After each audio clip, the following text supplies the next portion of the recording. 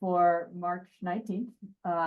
We are delighted to have a CPC that is brought to us by the Division of Hospital Medicine.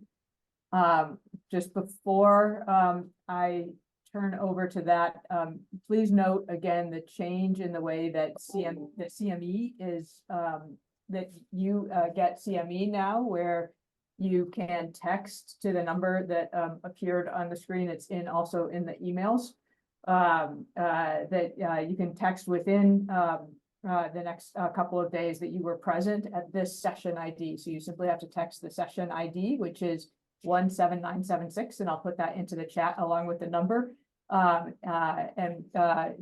order to get your CME. You have to activate your account first, and I'll sort of put all that into the chat quickly in case some of you have missed this new change in CME.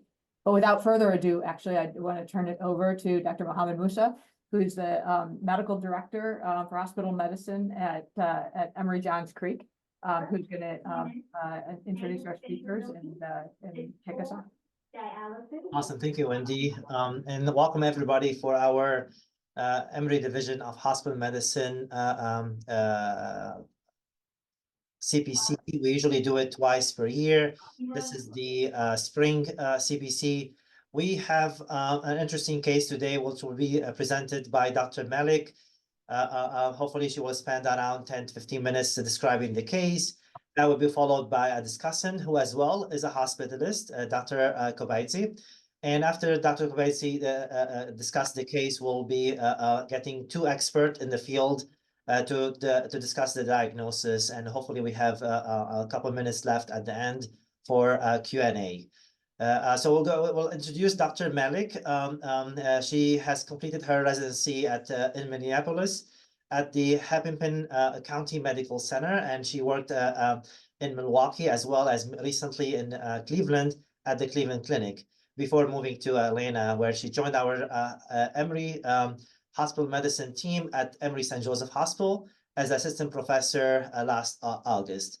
She has been a mentor for multiple APPs. She has been engaged with multiple initiatives and lead the practice evaluation committee. And she has worked, in fact, on this case specifically, which is going to be giving us the detail about. And without further ado, Dr. Malik, please go ahead and take it from here.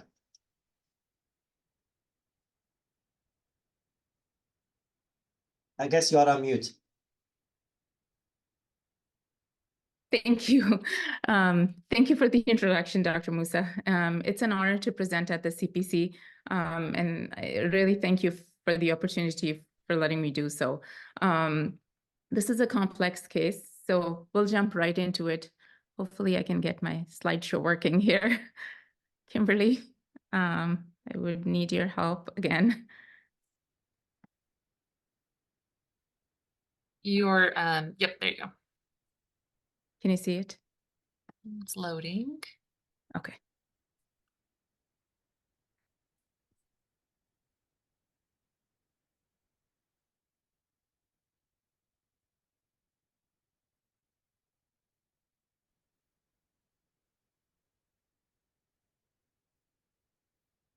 You want to try it again?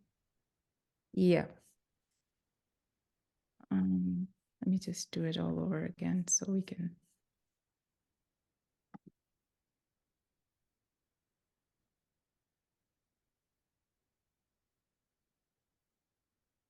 It is up. Can you see it now? Yes. No. Put it in presentation mode. Yep.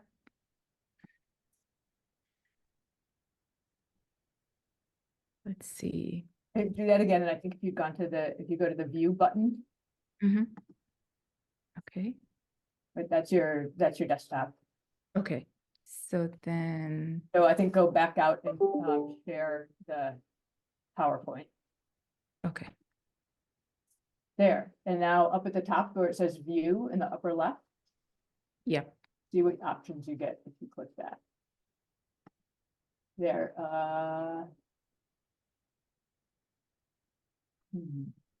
Slide only. Slide only. Go up to slide second choice. That one. Okay. Okay. We'll go with it, yes. Okay. Again, this is let's see, how do I move further? Sorry.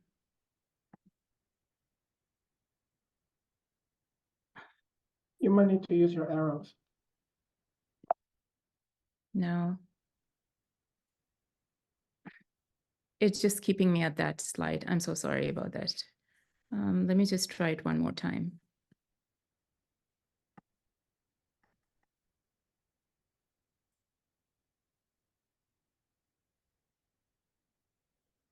Can you see it now?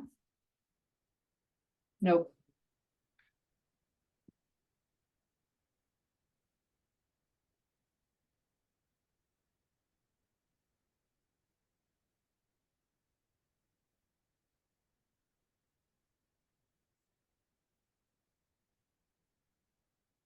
Why don't you stick with that and just go scroll through the slides as you go?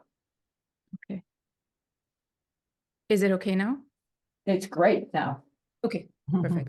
Okay, perfect. Okay, so there we go. So learning objectives. So we're talking about this case. We want to build a problem list for the patient with multiple acute medical issues. The big question is, are all these problems related to one disease process, or are they separate from each other? And then eventually narrowing the differential based on treatment modalities. So we saw this young male with a history of diabetes mellitus type 1 on insulin pump, Hashimoto's thyroiditis, and recent URI, admitted with fevers, chills, and malaise. Patient had a viral illness and was seen at urgent care a week prior to presentation to our hospital. He completed a course of amoxicillin a week prior to admission. He was seen in the ED with fevers, chills, malaise for 2 weeks, had some neck pain and stiffness on the right side of the neck with difficulty even moving it side to side, and some cough with clear phlegm. So at that time, he didn't have a fever. He wasn't tachycardic. Blood pressures had always been in the 90s systolic range.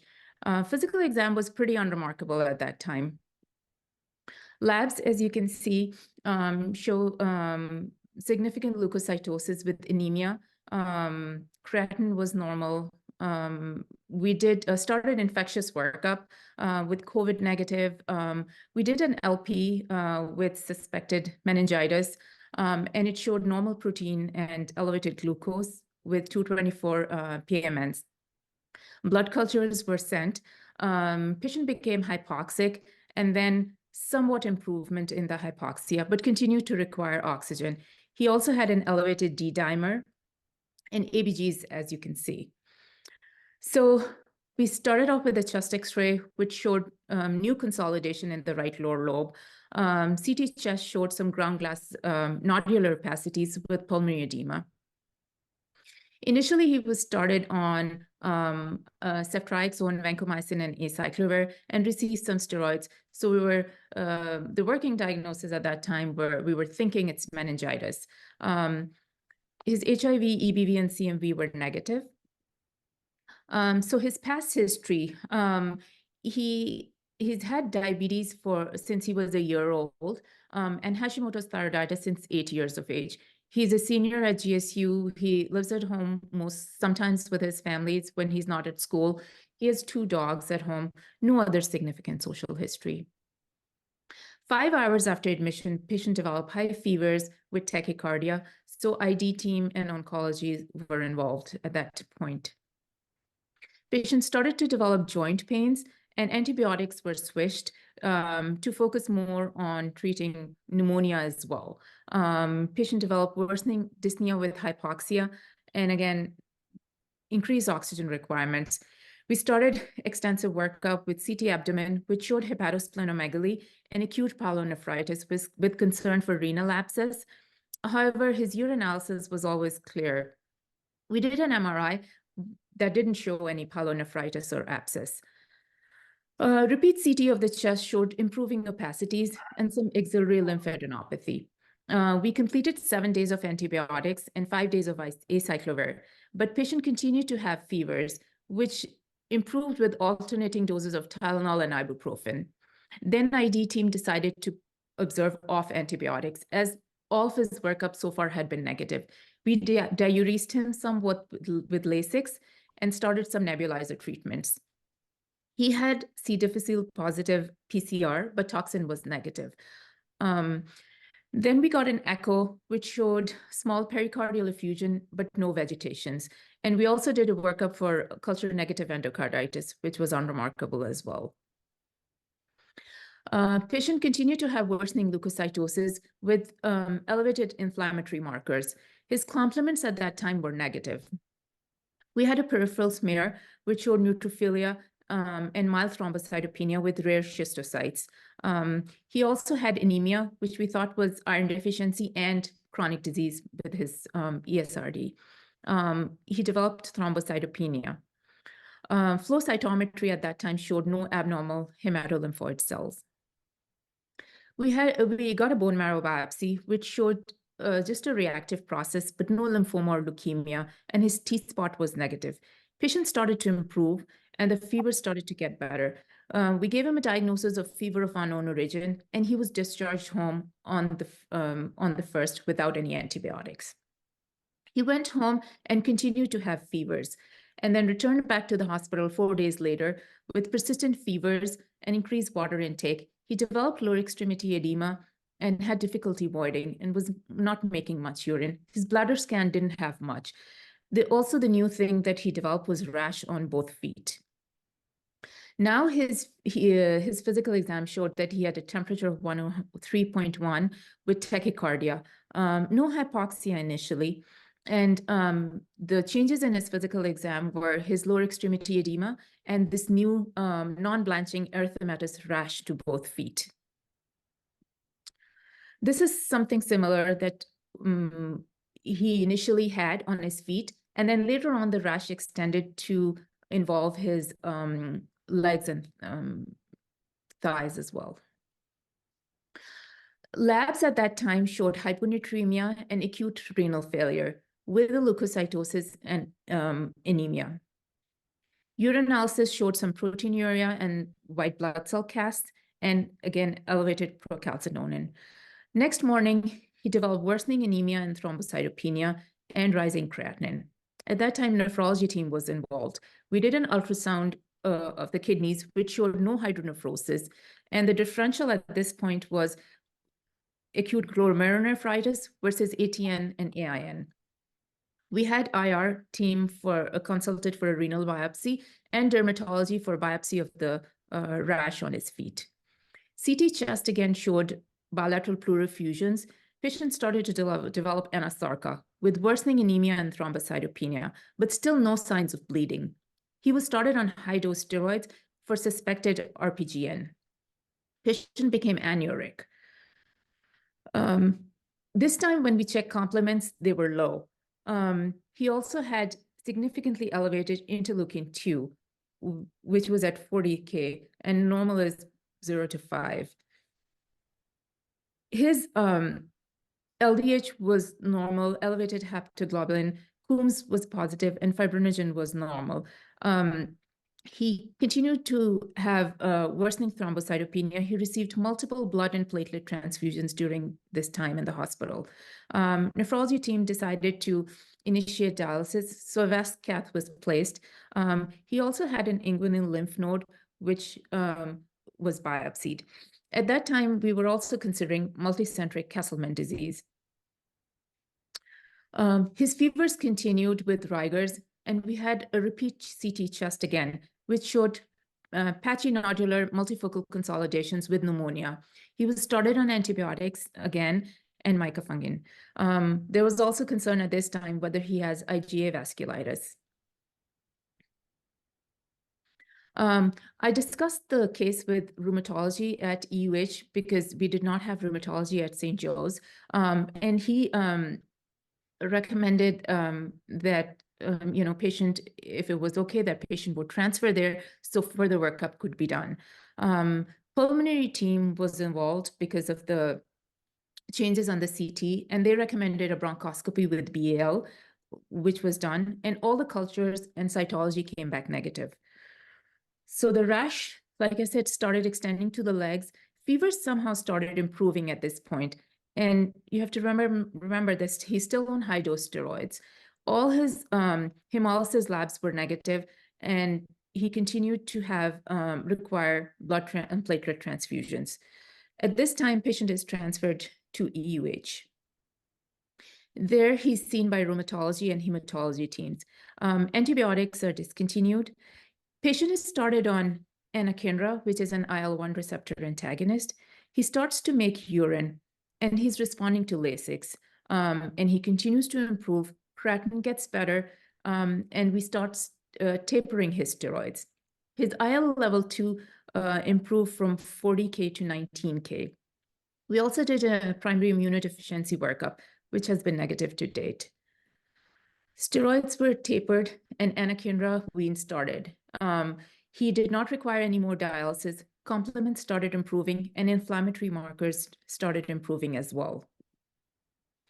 So in general, patient, young male, comes in with persistent fevers, severe thrombocytopenia and anemia, hepatosplenomegaly, lymphadenopathy, and purpuric rash, with lung consolidations of unclear etiology, developed acute renal failure requiring hemodialysis, and improvement with IL-1 antagonist and steroids.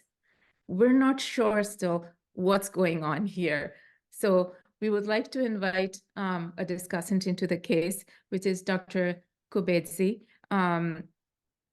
She graduated from Tbilisi State Medical School with an MD degree, received a PhD in immunology and allergy after completing a dissertation on Hep B virus interaction on lymphocytes.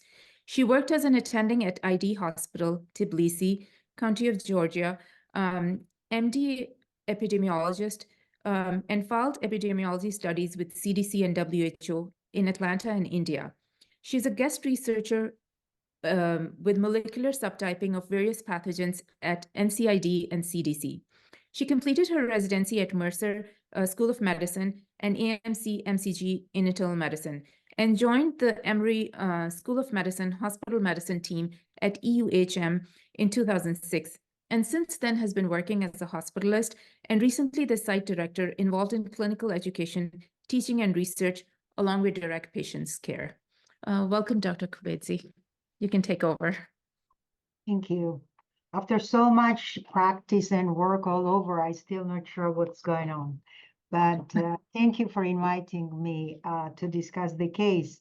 I can tell you, I have my slides here. If you allow me to share, I can share with you. But I learned a lot about the case just listening to you, Dr. Malik. And what I knew about the case was that this was a patient, I didn't know sex or age, who had fever almost a month, and she would and was coming to evaluate for fever of unknown origin. I don't know if you can pull my slides, and I can go through this one, but I'm going to start talking, and nothing much. You showed so much on this one, so I can tell you what I thought. I thought that it was a fever of unknown origin, and when you do fever of unknown origin, we have so many infectious disease experts in this field. We always worry about infection, and let me see if I can pull my slides.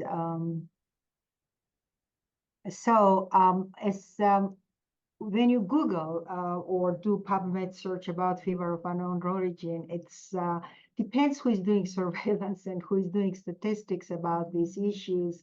Whole pie chart comes up and tells you that 1/3 of these cases could be infectious etiology, a little bit more than 1/3 could be inflammatory or rheumatology disorder, and small portions, like 10% of cases, could be lymphoproliferative or oncology cases, and remain, despite all this technology and diagnostics, about 25% of cases remains unknown. So if we don't know, after today's 21st century diagnostic, molecular diagnosis, microbiology, and serology, I wouldn't feel so bad. I think what's the important thing about this patient is that he's getting better.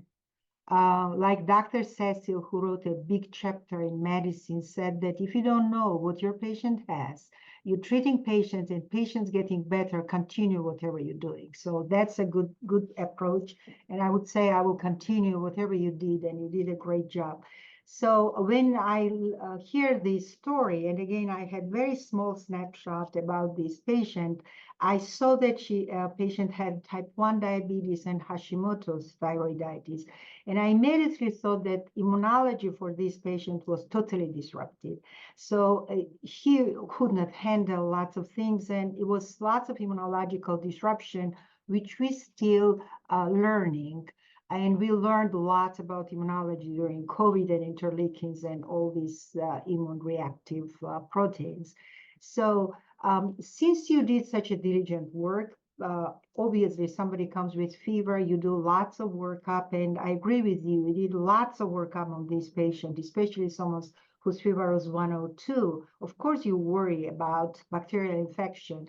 So especially someone who is type 1 diabetes, right? They're so sensitive to invasive infection, especially strep B, who could be really lethal for them. So I totally agree. Anyone could start the same way, but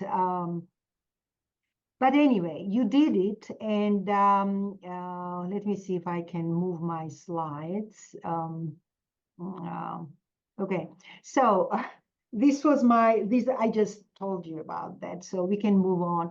And then you already did it, so I did not have all this workup, but I think for our learners, the point of this grand round anyways to learn from each other. So from our learners is that when you see patients, and we see lots of referrals from outside Emory, do diligent work, sit down and do good physical exam, learn a history very well, because lots of disease, which is infectious etiology, is not very common in this country, and we will miss something. Like you mentioned, brucellosis, right?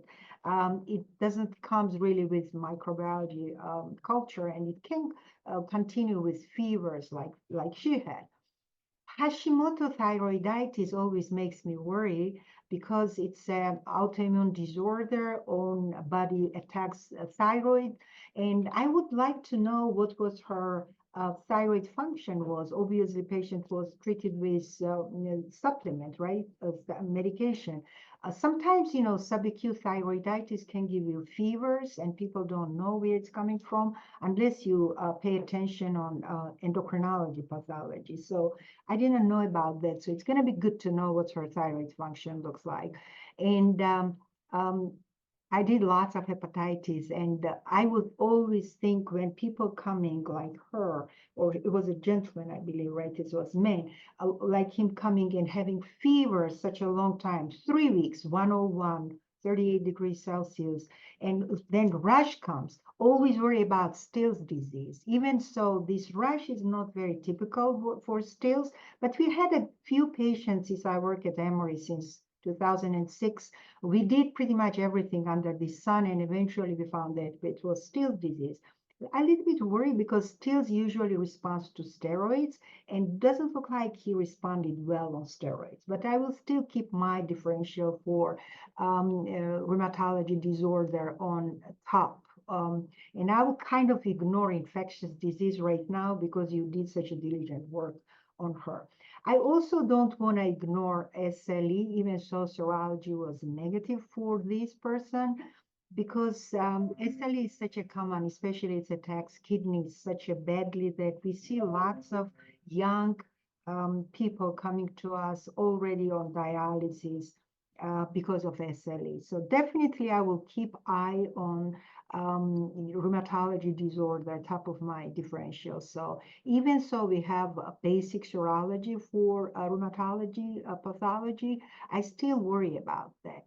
I'm still thinking, and as we learn, rheumatology disorder involving, and sometimes we see, overlap syndrome. So partially, for example, scleroderma comes, then angiitis comes, and vasculitis takes place. So maybe we are dealing some new overlap syndrome, which we didn't know before. But anyway, I also will keep eyeing, you can move on, slide, Mohammed, thank you. I would also, this is kind of, I got it from Green Journal, which I thought was a good table to keep eye on that, which is very common and uncommon. And you see they are very nicely described, and it's particular for United States. If you go to India, if you go to country of Georgia, this table will change because, surveillance of diseases, of course, depends on a geography, right? Where you grew up, we had lots of brucellosis because there was a lots of farming. It was easy to diagnose. Here is unusual. So as you see, there is a lots of infection and non-infectious process. I was very worried about lymphoma on this particular person, lymphoproliferative disorder, because we see cases going slowly, kind of indolent lymphoma. They come with fever, they have B symptoms, and they have fevers, sweats, lymph nodes, and I believe he had lymph nodes in her axillary and inguinal nodes. And it's not easy to diagnose unless you do work like you did. If it's lymphoma or it's plasma cell dyscrasia like Wastrom's microglobulinemia, multiple myeloma, it certainly gives you lots of things like this person had, fevers, rash, and rash can start from legs. If you already did cryoglobulinemia workup, first when I saw it and I saw that patient has rash, purpuric rash on feet and toes, I was worried about that because, cryoglobulinemia, it's immunoglobulins which precipitate during cold temperature, and it's usually having this rash on toes, on acrocyanotic areas. So you already did this workup, but I think, when you have a person like this going on almost months after so much workup, diagnosis still unclear, definitely need to do a biopsy, the kidney biopsy. I would say probably biopsy of start with lymph nodes. It should be core biopsy because FNA never works and it's kind of waste, especially in inguinal area. So core biopsy of lymph nodes to take a look and do immunofixation and also do flow cytometry if there is a monoclonal gammopathy of certain cells. And think what they think. I thought that she might have Hohenlein of purpura because rash looked like this predominant upper respiratory infection before. You can move on, Mohammed. I have some other slides there. Thank you. Move a little bit more, please. And so, you kind of ruled it out, but how could you rule it out if you would not biopsy? You need to biopsy to see if it's IgA vasculitis, right? You need to document there is a wall involvement and it has pathology confirmed for vasculitis. So, but one way or another, all these diseases respond to steroids. I'm a little bit puzzled why he didn't respond to steroids.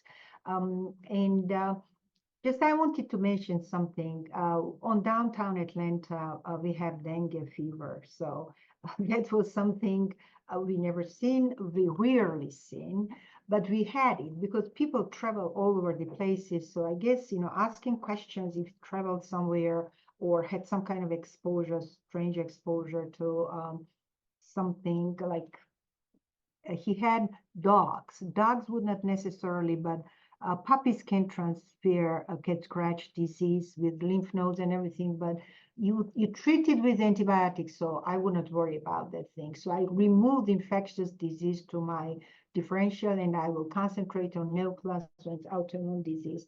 Can you move one more slide, please? I know I'm time restricted. So this is non-infectious etiology, which I just put there, and you see that somebody has headache, presented headache. I guess everybody has headache when somebody has 102 fever, but since it was done on my case scenario, I thought about giant cell arteritis immediately because people having headaches and they have scalp tenderness when they touch it. Still disease, we already discussed it. SLE is always on differential, always. Any kind of fever, joint pain, rash, SLE is always there. Periarteritis nodosa is associated with hepatitis B, so I will check serology just to make sure that it's not there. And it also can cause renal failure. any kind of meningitis, any kind of vasculitis can, especially large cell vasculitis and medium cell vasculitis, can cause renal failure. And it has all kind of different names. I definitely will check. I'm sure you did, but I might miss it. ANCA, because ANCA vasculitis can cause lung disease and kidney disease on top of rash. So I will definitely check the serology on top of biopsy. And used to be Wegener's disease, and now another one is eosinophilic granulomatosis with meningitis. It's a Churg-Strauss, which is a disease of asthma. It affects lungs, but you should have on peripheral smear eosinophil. So it's kind of not the case here. Antiphospholipid syndrome we see often with people who have autoimmune disorder, and it's clots everywhere, and it can cause rash, kidney failure, and clots everywhere. I don't think he had any pulmonary emboli. So this is also, by the way, differential for fever of unknown origin, thromboembolic disease. Kikuchi disease is relatively benign when you read literature about that. It's necrotizing lymphadenitis, and we had 1 or 2 cases, and nobody knows if it's infectious etiology or non-infectious etiology. It can cause a skin disease, rash all over, and it can cause kidney failure. And it's all case studies. There is no very diligent, large studies on this one. And you see this, other diseases, which I purposely didn't put because it's a long list of rheumatoid disorder, which can cause things. But, I just want to tell someone who is listening to this grand round and who are trainees, then if patient comes to you with high fever, anemia, and renal failure, and they have rash, and you're checking blood, and there's blood shows severe anemia, and they have fever, and they're confused, definitely need to go to the lab and look and smear, or ask someone to take a look at smear and make sure there is no schistocyte, because it could be a case of TTP, which is life-threatening disease, and if you would not do plasma exchange right away, patient would not survive. So that definitely needs to be there because her platelets been so low, right? It was thrombocytopenia, and thrombocytopenia certainly can cause purpuric rash. You can move on, Mohammed. Thank you. And neoplasm, look at my interleukins over here. We learned lots about interleukins during COVID, and we've been using these tests. So I worry about lymphoproliferative disorder on her. We just had a case who had fevers, eventually ended up on renal failure, ended up on us and had 1,000 tests. But eventually it synced down that patient has multiple myeloma and presented lots of rash like you showed. And blood work was consistent for multiple myeloma, and it was kind of unusual case, we thought. So necrotic tissue and tumor cells can produce inflammatory cytokines, and inflammatory cytokines producing fever. And so you check lots of other things with that, but most important thing to rule out is just to make workup for lymphoproliferative disorder, because lymphoproliferative disorder can certainly cause renal failure. It could be pre-renal, infrarenal, and post-renal, depends where fibrosis is produced. Another thing which I didn't put there, but it's now became more popular, is IgG4 disease, which can cause anything. Okay, it can cause retroperitoneal fibrosis, it can cause renal failure because of that, it can cause multi-organ failure. So it looks like he had multi-organ failure. And also differential for fever, unknown origin here, but I would not go there because my time is about to expire. And rash always makes us very concerned, and especially if it's associated with a purpuric rash and fever. I had a patient when I worked at Georgia, rural Georgia, 8 years old girl who was totally healthy. And during night, she developed fever, high fever, and they called us because we've been kind of family practitioners there, me and my mother. And I saw her, and she was totally unconscious, and she was developing this purpuric rash all over her body. and she didn't survive. She died within 8 hours, totally healthy person. So if you see purpuric rash, high fever, don't hesitate to think about life-threatening disease like meningococemia, because people would not have fever of unknown origin with these life-threatening diseases. So here is some diseases which is associated with purpuric rash. And good thing about, fever of unknown origin and infectious, that life-threatening infectious would not give you fever of unknown origin. It's usually indolent infections. So axillary lymphadenopathy, I also thought about that, and you can see what I thought. Syphilis is, outbreak going on across the United States right now. Definitely need to put differential syphilis. Make sure it's not the case because treatment is easy. Sarcoidosis is another one, but sarcoidosis will not give you a purpuric rash. I don't think so. And lupus remains my main differential. Scleroderma doesn't give you such a kind of rash. I don't think so, but we have rheumatologists to discuss it with you. Next one, please. So acute kidney injury is most worrisome and concerning things for us, okay? When you see patient with renal failure, oliguria, fever, and young with diabetes, always worry about this, no doubt about that.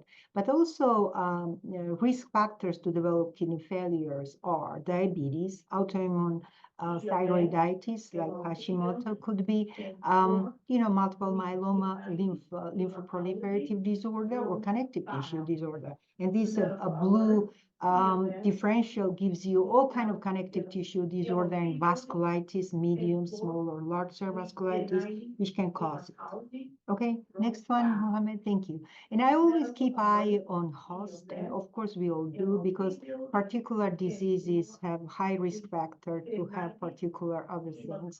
And for these particular patients, I would worry about autoimmune disorders, connective tissue disorders, or lymphoproliferative disorders. You see, I put there an ITP. ITP is a high risk for them because their immune system just doesn't work right way. ITP, if you order anti-thrombocyte and antibodies, it would not come ever. So it's a basically clinical diagnosis for us, but they're usually doing great with steroids.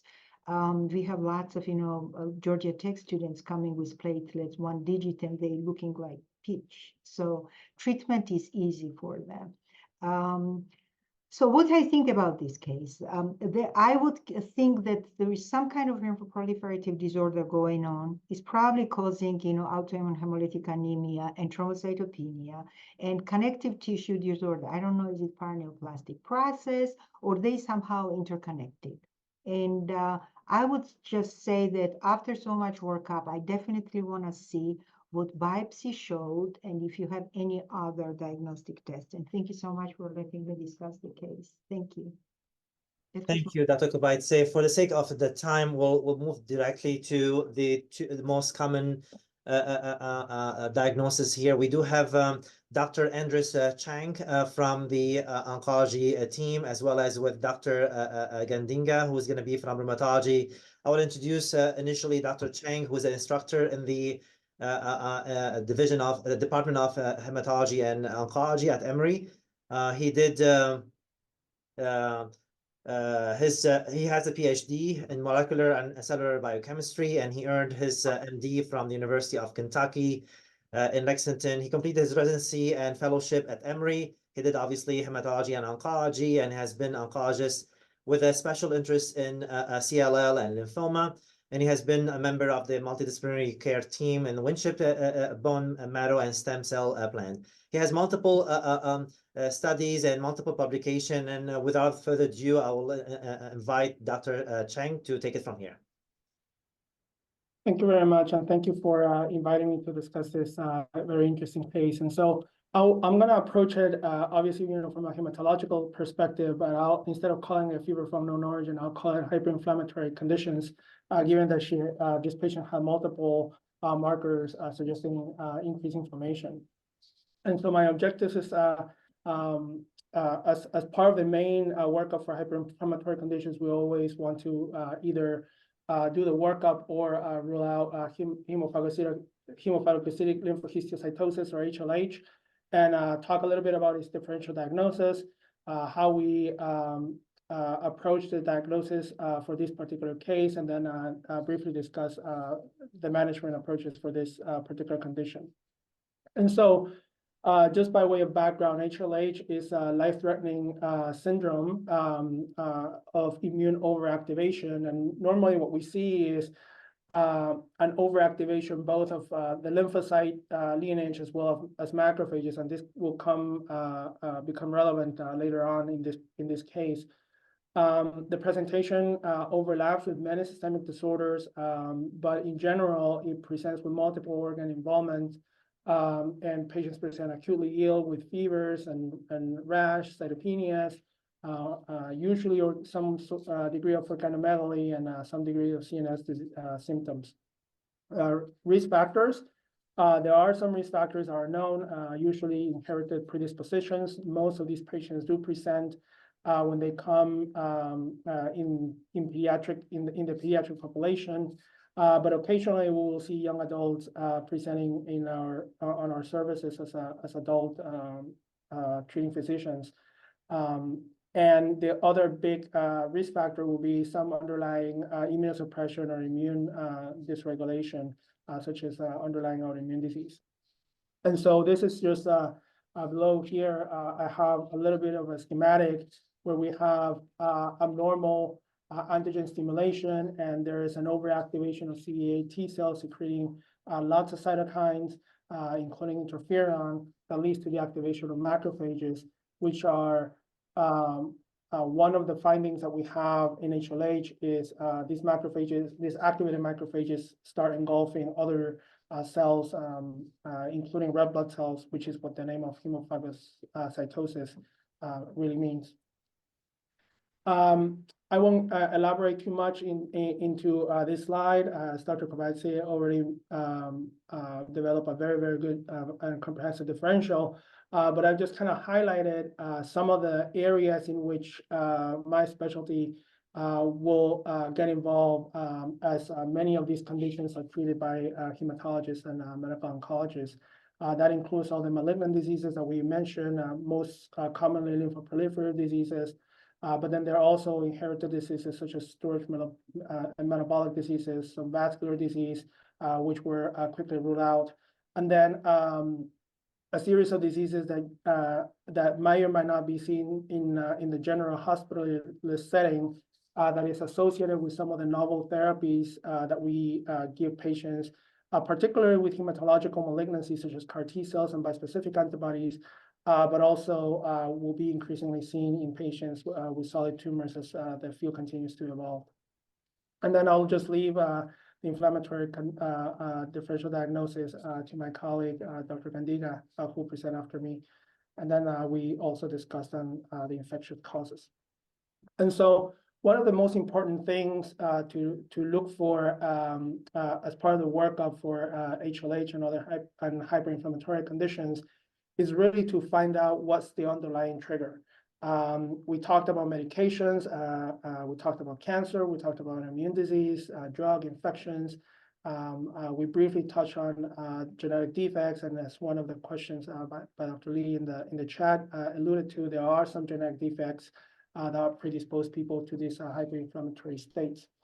But in general, if you look at different reports, they will give different ranges in terms of the prevalence of HLH, and you will see that most commonly these are associated with hematological malignancies, usually lymphoproliferative disorders, but anywhere between 20 to 40% are caused by infections such as EBV.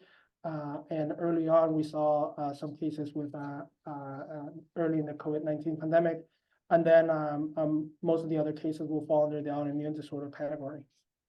And so as part of the workup, a lot of this was done already with basic labs, inflammatory markers, including ferritin, ESR, CRP, triglycerides, comprehensive infectious workup. Imaging is ideally using PET-CT is the best imaging approach. But in the inpatient setting, obviously, this can be difficult, and so oftentimes we fall through just with computed tomographies. And then subsequent to that, if we have evidence of these hyperinflammatory states, we proceed with bone marrow examinations and send flow cytometry. Usually, we also send some sequencing, either BCR sequencing or TCR sequencing. We look at immunological markers, including immunoglobulin levels, soluble interleukins, NK cell function. That's a send out. It's rarely done. And then we sometimes do send this primary immunodeficiency panel, which essentially is a next generation sequencing panel looking for mutations in genes that are known to be associated with immunodeficiencies, some better characterized than others. And so if we look at just strictly the diagnostic criteria for, in this case, familial HLH, which is based on the HLH 2004, we have to have 5 of the following in conjunction with clinical judgment and history. And among these criteria, our patient had the fevers, splenomegaly. He did not have cytopenias, elevated triglycerides, low fibrinogen, or elevated ferritin, which is very unusual in this particular scenario. On tissue biopsy, patients normally will have hemophagocytosis, as well as evidence of a lot of immune activation. Elevated soluble IL-2 the patient had, and then the NK cell activity and the CXCL9 levels were not tested. Now, as I mentioned, in the adult setting, most of the cases that we're going to encounter are going to be reactive HLH due to some underlying condition. And for this, really using the H-score is probably a better approach. This is based on known clinical data, such as whether the patient has immune suppression, and then signs and symptoms, fever, ganomegaly, cytopenias, ferritin, triglyceride, fibrinogen, AST levels, and again, the presence of hemophagocytes. If we use this score on our patient using the first set of labs, he had an H-score of 168, which translates into a 40 to 54% probability of HLH. Again, the presence of hemophagocytes in of itself is not diagnostic for this condition, but rather a reflection of macrophage activation. And in the case of this patient, all the biopsies did show the presence of hemophagocytes, but no activation of other immunological cells. And so this was a little bit unusual, but we also understand that these biopsies were also obtained in the presence of steroids. And then finally, just a little bit about management of HLH. In the familial HLH settings, we have traditionally resorted to the use of steroids plus chemotherapy with the agent etoposide, using what is called the HLH-94 protocol. But more recently, there is increasing use of the anti-interferon gamma monoclonal antibody, emapalumab, which has shown some promising results in the studies that we have so far.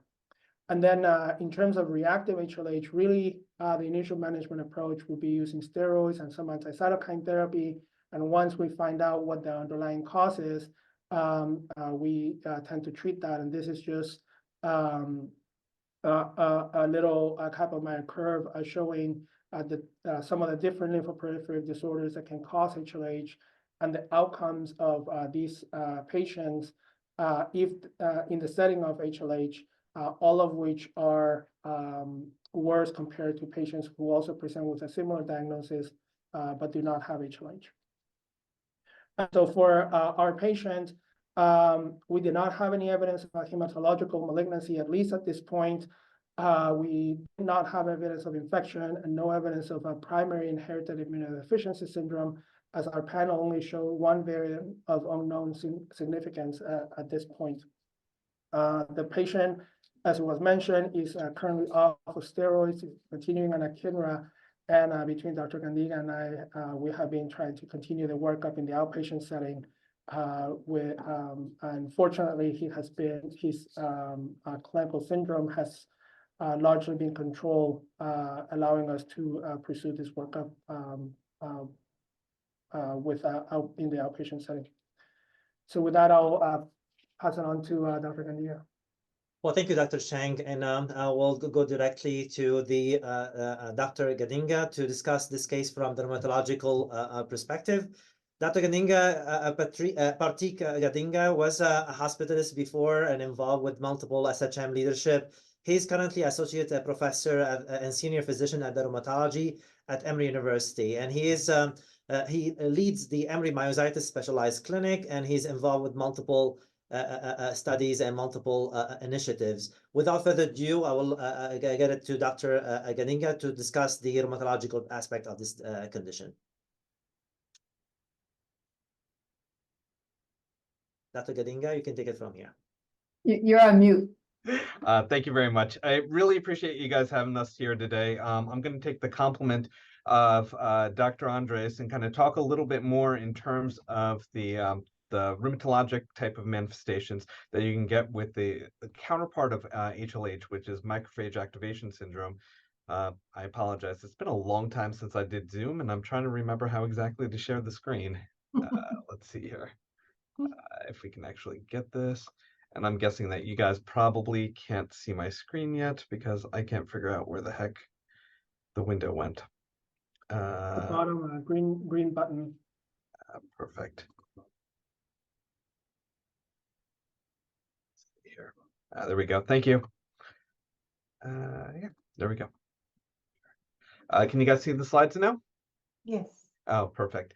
So yeah, thank you guys for having me, and thank you guys for getting in rheumatology involved. Obviously, rheumatology oftentimes comes up in these cases, as was seen in the very thorough, excellent differential diagnosis. I mean, the joke is you have 4 consultants on board, you get the rheumatology consult for free. So, you know, in these cases, oftentimes we're thinking about some of these disorders. And I really want to highlight, for the sake of time, macrophage activation syndrome and kind of focus a little bit more for the clinicians in the room and kind of what you can take with you when you're seeing these patients or seeing patients that you should be suspecting or should be thinking about this. For those of you who like pathology, here are some very pretty slides showing that phagocytosis that we sometimes see either on peripheral smear or on the bone marrow. But I think that the first thing to take back is to kind of recap what Dr. Chang had said is that, you know, we have this family of disorders called hyperinflammatory syndromes. And, you know, the fun name is cytokine storm syndromes because it's really evocative. And the idea with these is that it's probably an end-stage pathophysiology where you may have multiple type of conditions upstream, but you end up having this inflammation propagating inflammation and this pumping out of IL-6, interferon gamma, IL-1, and these pro-inflammatory cytokines that basically cause this dysregulation. One of the hard parts for both clinicians as well as when we're trying to talk about this thing and talk about this with other people is that there's really inconsistent use of the terminology across the literature. So names that you might run across people talking about are hemophagocytic lymphohistiocytosis or HLH, or macrophage activation syndrome, MAS, or autoimmune associated hemophagocytic syndrome, AAHS. Commonly, a lot of people will end up talking about primary HLH, where we're talking about a genetic deficit or a familial disease, and secondary HLH when it's being triggered or driven by something like an infection or an autoimmune disease or malignancy. When you look at the literature, unfortunately, it's not as consistent. In some cases, people use the 2 terms synonymously. Some people say that MAS is kind of any type of HLH that's a secondary nature, and some people end up saying that MAS is when you have it just in the setting of rheumatologic disease. So for the sake of consistency here, I'm basically going to talk about MAS as secondary hemophagocytic lymphohistiocytosis, but kind of really focus a little bit on those that are driven by rheumatic disease or autoimmune disease. And so kind of just schematically, you can kind of think about this group of disorders that you're going to end up encountering, and they have multiple different possibilities or multiple different type of things. Far and away, most of the time that clinicians are going to see this are going to be in the setting of a couple of things. One is this macrophage activation syndrome that's related to autoimmune disease, but ironically, that's kind of the minority. And the thing that we've seen a lot is when it's malignancy associated or infection associated. I'm sure all of us remember COVID-19 and kind of the heyday of that and how often that you end up seeing that. But as was mentioned, you can have it in other types of infections like EBV or HIV and things that are common. But typically the idea is that with some of these other ones that there's some type of nidus that ends up triggering this. And then after that initial insult, that initial inflammation, then that inflammation just keeps propagating and it'll keep propagating and become life and organ threatening unless some intervention's made. So just kind of thinking about the spread and really want to re-emphasize the point that Dr. Chang made. So this is a systematic review. It's a little bit of older data, and by way of disclosure, this was biased and was mostly Japanese patients. But you can see overwhelmingly, far and away, that the disorders that you really should be thinking about when you're trying to think about these hyperinflammatory syndromes are underlying infection or neoplasm. And even though we love to think about autoimmune disease because it's cool and sexy, if you look at the pie graph, I mean, it's a really small sliver of things. And so oftentimes that's a diagnosis of exclusion. Or even if we think that someone has underlying autoimmune disease, we still need to look for something else that's driving it. Lupus patients can get HIV and COVID. Lupus patients can end up getting lymphoproliferative disorders as well. So really want to keep that in mind. One other interesting thing is that it seems like the etiology of these HLA syndromes really varies by country, and that might end up really emphasizing the point that there's probably some type of environmental exposure or other triggering thing. Oftentimes in the US, you're looking for EBV and HIV as kind of one of the triggering causes. So that should be something in the back of your head when you're seeing a patient and thinking about reflexively getting testing for that, because that really helps your pretest probability. And as Dr. Chang mentioned, this is really a clinical diagnosis. And so you have to have a high suspicion when they're coming in. Thinking a little bit more in terms of autoimmune disease specifically. So again, systematic review of some older data, and you can kind of see the spread of the disorders that we're thinking about. So far and away, we're thinking about juvenile onset rheumatoid arthritis, or what was called juvenile onset inflammatory arthropathy is the more commonly used terms. And so we're thinking about younger children in that situation. If we're thinking about outside of that, then we're oftentimes thinking about lupus and Still's disease, and that are going to be the big three that you really should be thinking about. And so when you're seeing these patients, oftentimes both lupus and Still's disease are, again, clinical diagnoses. So looking for joint swelling and joint stiffness, especially at the small joints, like small joints of the hand, looking for that pathergy that you can sometimes get with Still's disease, or that transient rash that sometimes happen. Other features are really non-specific, like lymphadenopathy and fevers. And so from that standpoint, have to have a high pretest probability. Unfortunately, in a lot of cases, it's confounded. So for instance, in this case, our patient ends up having type 1 diabetes and Hashimoto's thyroiditis, and both of these can be associated with abnormal underlying serology. So, they may have SSA antibodies that are positive or ANA antibodies that are higher than average. So again, kind of thinking about a lot of these things, it really takes a pretest probability and a lot of suspicion on the part of the investigator and the clinician who's seeing this patient. As I had mentioned, it's really important to try and figure out if there's an underlying trigger, because if you don't treat that effectively, again, it's like having gasoline when you're trying to put